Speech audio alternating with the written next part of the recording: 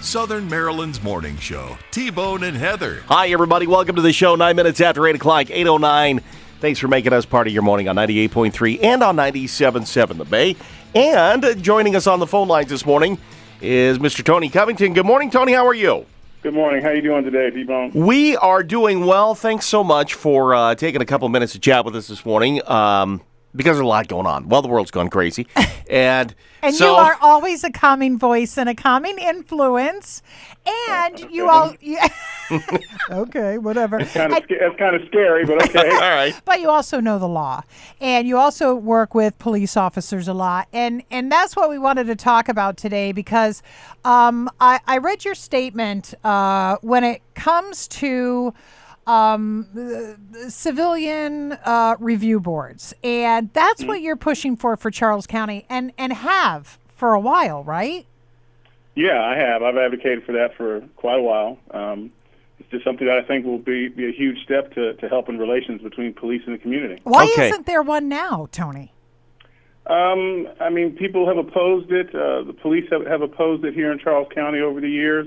To me, I don't see why. It just will help things, but there's been opposition to it, and it's a political thing because people have to be set up politically. Yeah. So people have their reasons. I'm not saying they're not legitimate. They have their concerns. They have their reasons. But I still think that it's something that needs to happen. So, as you see it in your mind, Tony, by the way, Tony Covington, State's Attorney for Charles County, well, first of all, who would be on the board? How do you pick a board? What are we talking about? How big is the board? Now, Tony, I will tell you that I have heard the podcast, so I know exactly who's on the board. But for those who haven't, if you could please let us know. Okay. Well, actually, a podcast on that that gives details is on our website, CCSAO, Charles County State's Attorney's Office.us. But anyway, as far as the review board, it would be comprised of citizens, okay, because citizens are the ones who provide police the power to use force to accomplish their job. So citizens should be the ones to review if there's ever, a deadly use of force or somebody's complaining about excessive use of force. So it would be citizens. So if let's say something happens and there's, I don't know, deadly use of force or something, and it goes to the review board, and then would this be sort of like a pseudo kind of grand jury? Would they be able to say, oh, this was excessive, or no, we're not even going to pursue this? Well, they can certainly say it was excessive or they don't think that it was, but the whole point, to me, of a review board is for the citizens, the public, to know that citizens have looked at this, okay, and they are going to make recommendations to the sheriff or police chief, whichever police agency it is, and if they want to the state's attorney's office for prosecution, if that hasn't already happened. I do not think that the Citizens Review Board, because those are not people who've been elected by the public, we do live in a democracy. Mm-hmm. I mean, the final word on, say, discipline, employment for a police officer in that situation has to ultimately rest with the police chief or sheriff. Okay. So, the board can certainly make its recommendation. And the whole point of that is that the public knows that somebody who's not working for the police agency has done a thorough review of this situation, and they've made recommendations. And then ultimately, the buck is going to stop with somebody, and it's going to stop with the person in terms of a sheriff who's been elected or a police chief who's been appointed to handle the police agency. Okay. Well, and then people can make their decision based on their actions. Well, then I guess my next question is this. What's the pushback? Well, who's pushing back? This seems very reasonable. I really can't tell you. I mean, they have issues. I mean, look, I do not want to say that it's just as simple as no organization wants somebody else looking at what they're doing. Sure, okay? sure, right. I mean that's human nature, but I think there's more than that, and they have their issues. You have to talk to those folks who are not in favor of it. I mean, to me, it really is a no-brainer, especially if you're trying to improve relations between the community and build trust with the community and the police. When I listened to the podcast too, it was like a light bulb going off, and I don't know why I was so naive, but when you said we give police the power to arrest and confine, and that is our power that we're giving them. So why wouldn't there be a civilian a group to look at if there was excessive force, because it is our power that we're giving them. Right, and the citizens have, in my view, have the right to tell the police, hey, you were wrong in this situation. Don't do that again. Okay. Now, how that's going to be enforced and all that's something else. But I mean, it's just very simple to me. Would it be a voting situation? Let me give you a scenario. Okay. So, like last week, we discussed on the show, or maybe it was the week before, I'm not sure, the Rayshard Brooks situation. And Heather and I saw that very differently. I'll be honest with you. She thought that the police were excessive. I said, I don't think so. I didn't think they were excessive at all.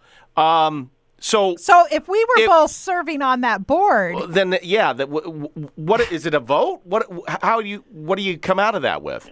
Here's how I envision it, and please let me disclaimer away here. Sure. This is just my proposal. This is what I think. There are many of these boards around the country. They're all designed differently.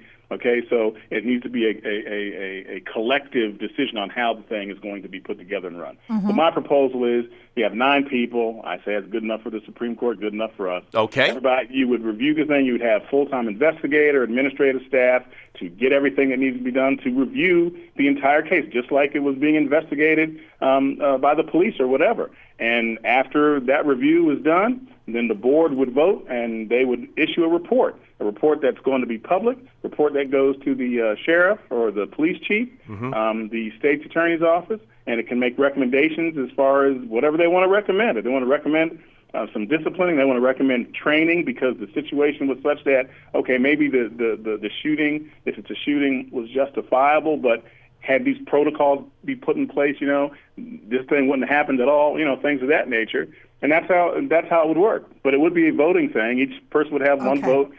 Folks would get nominated and appointed by different committees in Charles County. I'd say that the commissioners, the board of commissioners, appoint somebody, the delegates appoint somebody, and on and on and on.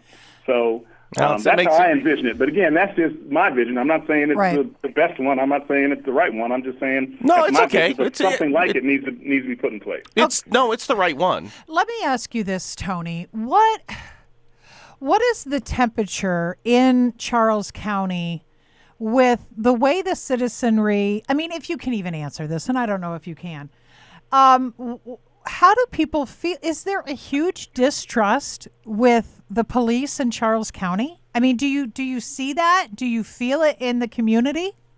Well, let me answer that, and I want to be very careful when I say this. Sure. Yes, I believe there is a growing and has been growing for years distrust here in Charles County, but I'm not saying it's because of what's going on here in Charles County, okay? Okay. We got to remember, we're in a very small world right now. Right. And something happens in Minneapolis, 5 seconds later, we know about it here, okay? And people don't say, okay, well, that happened somewhere else, so it doesn't affect us or it can't happen here. My sense, people don't see it that way. And I can tell you that in the courtroom, there has been change over the years, and even right now. I mean, people, what do you mean? Well, I think I've told you guys this before. Way back in the day when I first started out, we used to ask jurors, hey, would you believe a police officer more than any other witness just because he's a police officer? Now we ask it just the opposite. Hey, would you disbelieve a police officer just because he's a police officer? Really? Okay. And that's real change, and it's not just. And what is the answer? What do people say when you ask that question? Well, some of them say yes. Yeah. Mm-hmm. Some of them say yes, absolutely. Just like some of them said yes the other way. Some people said, yeah, I'm going to believe a police officer over some other witness. They would say that. Now, some say differently. But the point is that, everybody realized that we got to ask the question now that way. Right. Right? It's clearly, and that's why, I've always told you guys, I always stay in my lane. And some people are saying, Covington, what are you doing in this Civilian Review Board thing? And the reason that I'm interested in it, and I think it's a huge step forward for us, is because what's going on out there in the world and how the public feels about the police has a direct impact on seeking justice from my office, okay? If we don't have people in the public who are going to get on those jurors and be unbiased and not tainted by everything that they've seen because government is not doing what they need to do to address the issue, then I'm telling you, from my experience, and my attorneys can certainly tell you, it's going to be hard to have people held accountable at trials and everything else. Okay, well, let me ask you this. Then what does the government, or what does the populace, the citizenry, since we are the government, Right. what do we do to help get rid of this sense of distrust when it comes to the police? I think this I think this is a big step, but I mean, there has to be other things people can do. Well, I think, but I think there is this element, and Tony, you can confirm, maybe I'm off base here. There is this element of us versus them. And when the them becomes us, then you've bridged that. No, I mean, you're right. I mean, there is I mean, look, right now, and I don't think you can blame them, a lot of officers feel besieged out there. Yeah, right. And that's not a good thing, No. okay? And you know, people say we have to talk, and we do have to talk. On the issue of excessive force, though, let me tell you something. Nothing is really going to change on that front. We can talk all we want. We can set up all the civilian review boards that we want, but nothing is going to change until there is accountability. Yeah. Until you know, somebody says, hey, you know, you're wrong, and here's your punishment for it. Other more than just, you know, termination or something like that. So until we get to that point, and that includes the public too. I mean, you can look at the case down there in South Carolina a couple years ago where the police officer shot the man in the back and then planted a taser. Dropped on a gun or whatever it was. Drop the gun. I mean, come on. The jury in that case did not render a verdict. They hung. How do you? I mean, seriously, Okay. right? How do you have trust after that? And he ended up pleading to a federal charge, but locally the jury didn't find the guy accountable. So, and you know, I didn't follow that case all that much, and whatever it was, but to me, it seemed pretty clear. It's pretty clear cut. Right. Yeah, but everybody includes, you know, police chiefs, prosecutors, judges, and again, we do live in a democracy. The public public has to be paying attention to these things, and you know, they have to do the right thing as well. So it takes everybody. We're talking with Tony Covington, State Attorney for Charles County. So, Tony, on the surface, this sounds like a no-brainer. This sounds like something that could happen, should happen. How do you take it from your desk to putting this in motion? What's the next step? Well, number one, in time here, we're going to have a question and answer thing tomorrow evening on Zoom, 7 o'clock, for anybody who wants to, you know, have a little bit more intimate question and answer. Oh, okay. But also, there has been a call for, I mean, I did my thing and then, you know, said, hey, look, there's something we need to do. And the Women of Action of Charles County, that's a relatively new organization here in the county, they actually put in a request to the commissioners to have hearings on this thing, and that's supposed to be happening soon. So, you know, steps are being taken on that, and the public should let their representatives know, and, you know, I say this every time I'm on your show, and people think I'm just very naive, but they should let their commissioners, their delegates, their senators, they should let them know that this is something we think should happen. In whatever form it's going to be, the concept is good, it would help, and if the public is for it, it will eventually happen. All right. Excellent. Okay, now on a lighter note, I want to leave you with some levity.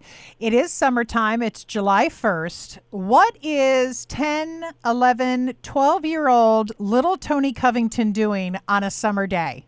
What's your day made up when you were a kid? Did you grow up around here? Grew up in Anne Arundel County, which is basically like, when I was there, kind of like Charles County is now.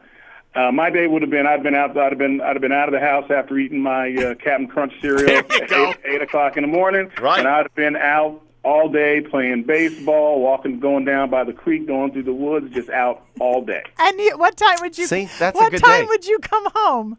When it gets dark. When the street lights came on. Yeah. There you go. I love it. All right, Tony, thanks talking with us. Sounds like a good plan. I'd like to see it put in place. As you said, you know, I'm sure there's going to be tweaks and people got their whatever, but let's get something going. I think we need to get something going. I think that sounds great, Tony. And thank you so much for taking the time. I know how busy you are, and thanks to Candace for setting it up. He's not busy.